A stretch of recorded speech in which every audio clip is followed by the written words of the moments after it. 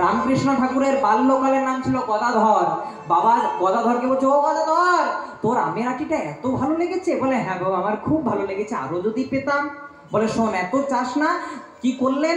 রামকৃষ্ণ ঠাকুরের বাবা বাড়িতে গিয়ে একটু গর্ত খুঁড়ে দিলেন, মাটি খুঁড়ে দিলেন। বলেন, নে এবার ওই আমের আটিটা পুঁতে দে। আমের আটিটা দিয়েছে, পুঁতে দিয়েছে, বলছে প্রত্যেক দিন জল দিবি। খেপা ঠাকুর রামকৃষ্ণ জল দেয়।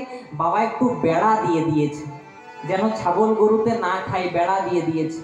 যত বেড়া দেয়, যত জল দেয়, রামকৃষ্ণ ঠাকুরও বাড়ে আর গাছও বাড়ে। রামকৃষ্ণ ঠাকুরও বাড়ে, গাছও বাড়ে। এক সময় ঠাকুরের বয়স 17 বছর। একদিন ঠাকুর একটা গাছের উপরে উঠে আম খাচ্ছে। বাবা পেরিয়ে যাচ্ছে নিচ দিয়ে, হ্যাঁ রে গদাধর, তোর আর আমের অভাব হয়? বলে, না বাবা, গাছটাই তো আমার, আমের অভাব কি করে হবে? দৃষ্টান্ত, সিদ্ধান্ত কি? যদি আম গাছটা হওয়াতে আমগুলো যদি নিজের হয়, তেমনি যদি কেউ ভগবানকে একবার নিজের করে নেয়, আমাদের ভগবানের কাছে কিছু চাইতে হয় না, ভগবান না চাইতেই সব দিয়ে দেয়। তবে রাধারানী সেই জিনিসটাই করছে, বলছে, বধূ আমাকে কিছু দেওয়ার দরকার নেই, জগতের সবাই তোমার কাছে চাই, তুমি যদি আমার নিজের হয়ে যাও, আমার তো কিছু চাইতে লাগবে না। তাই জীবনে মরণে জনমে জনমে শুধু প্রাণনাথ হইও তুমি। বলে, আরেকটা জিনিস চাইবো? বলে, হ্যাঁ রাধে, তুমি চাও, আরেকটা জিনিস চাও, কি চাইবে? বলে, শুনেছি তুমি নাকি নদিয়াতে গৌর হবে, আর যখন গৌর হবে তুমি তো ধুলায় গড়াগড়ি দেবে। তোমার যে অঙ্গে আমরা সামান্য তুলসী চন্দন দিতে ভয় করি, সে অঙ্গটা যখন ধুলায় গড়াগড়ি যাবে, আমাদের তো বড় কষ্ট হবে। তাই একটা আশীর্বাদ করো, তুমি একা যাবে না। বলে, কেন রাধে, তুমিও যাবে? বলে, হ্যাঁ আমিও যাব। বলে, কি করে যাবে? বলে, আমি তোমার উপরে থাকিব। আমি তোমার উপরে থাকবো, মানে তুমি যখন ধুলায় গড়াগড়ি যাবে, আমার অঙ্গটা গড়াগড়ি যাবে, তোমার কষ্ট হবে না, আমার কষ্ট হবে। আর তুমি আমার ভিতরে থাকিবে, দুজনাতে মিলে গৌর হয়ে নদিয়ায় যাইব। আমি তোমারই উপরে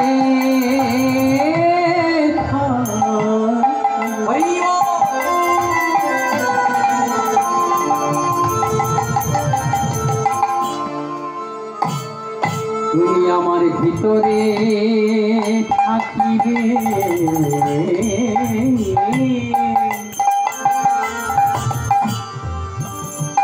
ওগো নদিয়ায় যাইবে। তখন হা কৃষ্ণ বলিয়া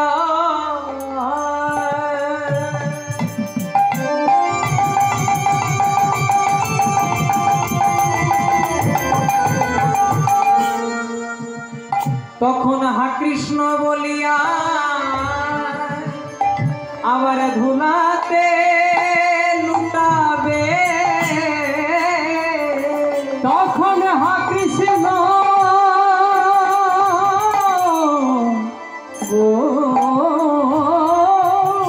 বলিয়া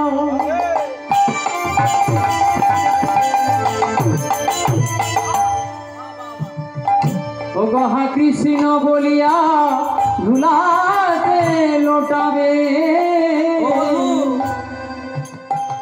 আর বক্ষে জড়াবো আমি, তোমায় প্রভু বক্ষে জড়াবো আমি। কৃষ্ণ বলিয়া ধুলাতে লোটাবে, বক্ষে জড়াবো আমি, প্রভু বক্ষে জড়াবো আমি। সেদিন দোহে মিলে এক হব, দোহে মিলে এক হব। ঠাকুমা, একে একে যোগ করলে কত হয়? 2 হয়। কিন্তু এখানে কি হচ্ছে? 2 মিলে 1 হচ্ছে কে? না রাধা কৃষ্ণ, কৃষ্ণ রাধা, রাধা কৃষ্ণ, কৃষ্ণ রাধা। বলে, এক অঙ্গে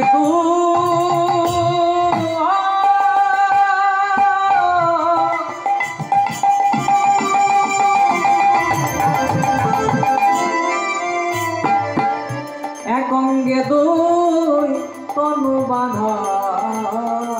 ওগো রাধা কৃষ্ণ কৃষ্ণ রাধা বলে যে দেখেছে সেই তো জানে। ওগো এক অঙ্গে দুই তনু বাঁধা যে জন নদিয়াতে প্রাণে গৌর হয়ে ওগো যেই দেখেছে সেই মূর্তি সবাই প্রেমানন্দে দুটি বাহু একেবারে হরি বল হরি বল হরি বল বলে যে জন বুঝের বাঁকা শ্রীকৃষ্ণ চৈতন্য হরি বল হরি বল হরি বল বলে মায়েরা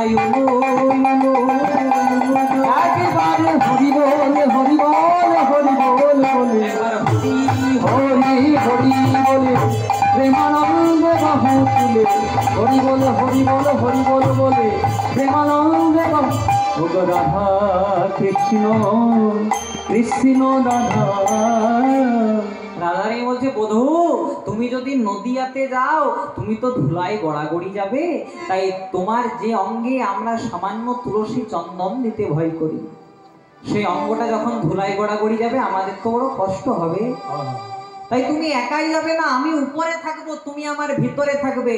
মানে তুমি যখন গড়াগড়ি যাবে তোমার অঙ্গটা গড়াগড়ি যাবে না, আমার অঙ্গটা গড়াগড়ি যাবে, আর আমি তোমার ভেতরে থাকবো। সেদিন নদিয়াতে যাব আমরা।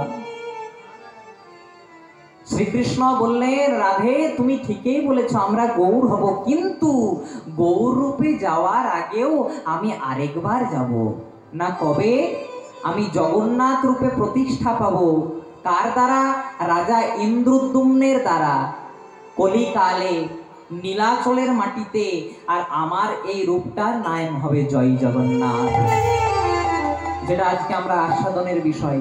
তাই চলুন সবাই মিলে একবার ছোট্ট করে বৃন্দাবনে প্রবেশ করি। কারা কারা বৃন্দাবনে গেছে একবার হাত তুলুন তো মা। বাহ।